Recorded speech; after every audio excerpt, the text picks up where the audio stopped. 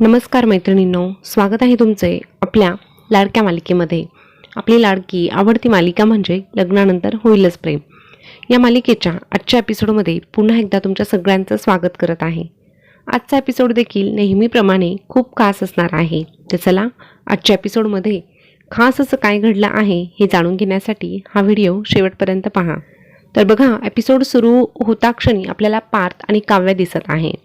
कालचं त्यांचं जे अर्धवट राहिलेलं बोलणं आहे ते आजच्या एपिसोडमध्ये पूर्ण झालेलं आपल्याला पाहायला मिळालं आणि दोघंही आता त्या रेस्टॉरंटमध्ये उठताना दिसत आहे।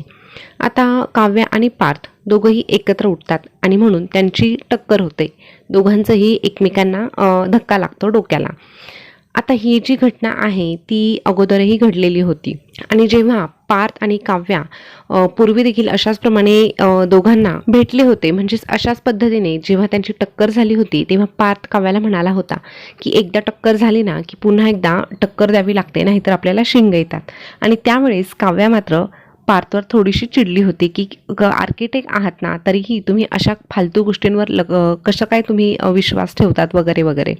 तर तेच सगळं काही पार्थला आठवतं आणि काव्यालाही आठवतं। पण आता यावेळेस नेमकं उलटं झालेलं आहे।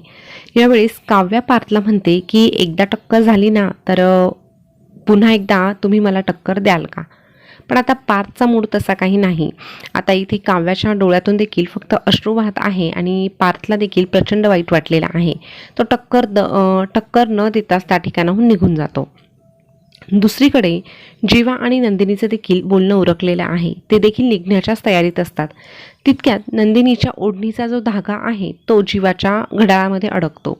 आता नंदिनी जरी आपल्याला शांत दिसत असली तरीही ती थोडीशी फिल्मी टाईप आहे, म्हणजे पिक्चरमध्ये जशा गोष्टी घडतात तशाच आपल्या रिअल लाईफमध्ये घडाव्या असं तिला प्रत्येक वेळेस वाटायचं। उदाहरणार्थ जसं की घड्याळाला हिरोईनचा जो ओढणीचा धागा आहे तो अडकतो वगैरे वगैरे। आणि असंच काहीसं या ठिकाणी अचानक घडलेलं आहे। नंदिनीच्या ओढणीचा एक धागा जीवाच्या घड्याळामध्ये अडकतो आणि दोघंही एकमेकांकडे पाहतात। आता जीवा लगेचच म्हणतो की बघ, तुझी अजून एक फिल्मी इच्छा पूर्ण झाली, कारण नंदिनीने बोलता बोलता जीवाला सांगितलेलं होतं की असे छोटे छोटे माझे स्वप्न आहे जे मला वाटायचं की पूर्ण व्हावे। पण आता नंदिनीच्या दृष्टीने ह्या सगळ्या गोष्टींना काहीही अर्थ उरलेला नाही।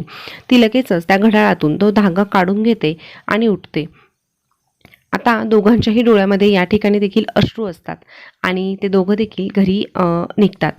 आता दुसऱ्या दिवशी सकाळ झालेली आहे। सकाळी सकाळी पूजेच्या तयारीला मानिनी, विक्रम त्यासोबतच छोटीशी पिहू देखील लागलेली आहे। आता आदल्या दिवशी पूजेचं ठरलेलं असतं, दुसऱ्या दिवशी या बाकीच्यांना काहीही माहीत नसतं। आता मानिनी विक्रमला म्हणते की आता पोरांना सांगायला हवं की आपल्या इथे पूजा ठेवलेली आहे। त्याच्या अगोदर दोघांच्याही थोड्याशा मजेशीर गप्पा चालू असतात आणि पिहू देखील त्यांच्यामध्ये सामील असते।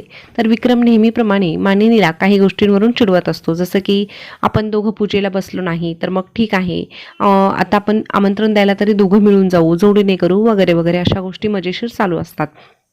तर पिहू देखील त्या ठिकाणी दोघांमध्ये बोलत असते। आता हे सगळं झाल्यानंतर मानिनी म्हणते की अहो चला आता आपण मुलांना सांगूया की पूजेला बसायचं आहे। तर मानिनी म्हणते की मी काव्या आणि पार्थकडे जाते आणि तुम्ही जीवा आणि नंदिनीकडे जा।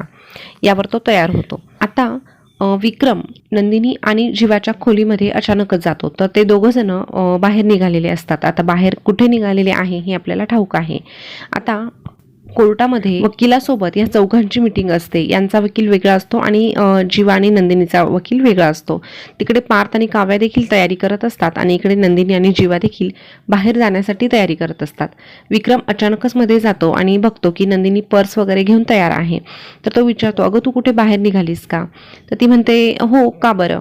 तर मग विक्रम सांगतो की असं असं आपल्या घरामध्ये पूजा वगैरे ठेवलेली आहे। तर जीवा म्हणतो की तुम्ही असं अचानक कसं काय ठरवू शकतात, आम्हाला विचारलं नाही, ग्रँटेड वगैरे तुम्ही आम्हाला धरतात, असं थोडंसं तो बोलतो, कारण त्यांना मुख्य म्हणजे वकिलाकडे जायचं आहे। पण आता विक्रम म्हणतो की तुझ्या आईने ठरवलं आहे ना, मग आता ते जसं ठरवलं आहे तसं ती करणारच आहे। आणि मुख्य म्हणजे गुरुजींनी सांगितलं आहे म्हटल्यावर ती काही ऐकणार नाही, कारण मागच्या वेळेस तुझ्यासोबत जी घटना घडली ती अगदी बरोबर गुरुजींनी ओळखली होती आणि तसंच घडलं। मग ते विचारतात म्हणजे काय।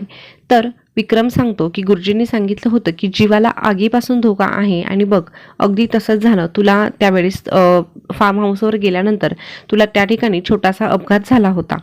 इकडे पार्थ आणि काव्याला देखील मानिनी सांगत असते की तुमची काही महत्त्वाची कामं नसतील तर आता तुम्ही तयारी करून घ्या, आपल्याला पूजेला बसायचं आहे.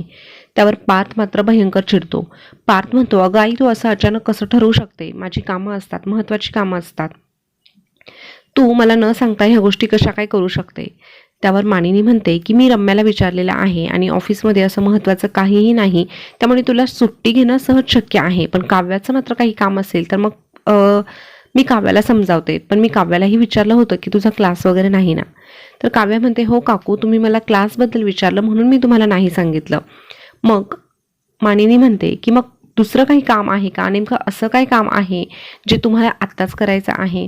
आता डिवॉर्सचं काम आहे हे तर हे दोघंही लगेच सांगू शकत नव्हते. फक्त ते म्हणतात की तुम्ही न विचारता असं करायला नको होतं वगैरे वगैरे.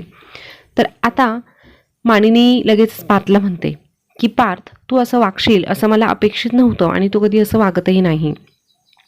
एव्हाना जे काव्या करत असते ते आज तू करत आहे आणि काव्या गप्पा आहे. काय गं काव्या, तू पार्थला सांगितलं का हे सगळं करायला?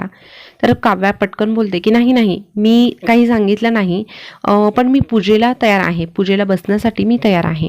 आता हे ऐकल्यानंतर मानिनीला खूप आनंद होतो की चला, काव्या तर रेडीच आहे आणि काव्या रेडी आहे म्हटल्यावर पार्थला तर काही पूजेला बसायला हरकत नसणारच आहे असं ती गृहीत धरते आणि त्या रूममधून ती बाहेर पडते.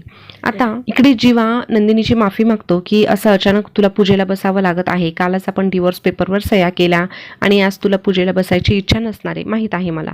तर नंदिनी म्हणते की 2 सह्या केल्याने काहीही होत नाही. एक कागद आणि 2 सह्या करून आपलं नातं थोडी तुटतं. आपलं नातं अगोदरच तुटलेलं आहे. वाईट या गोष्टीचं वाटतं की तुम्ही मला मनापासून कधीच बायको मानलं नाही आणि आता मला तुमच्यासोबत पूजेला बसावं लागत आहे.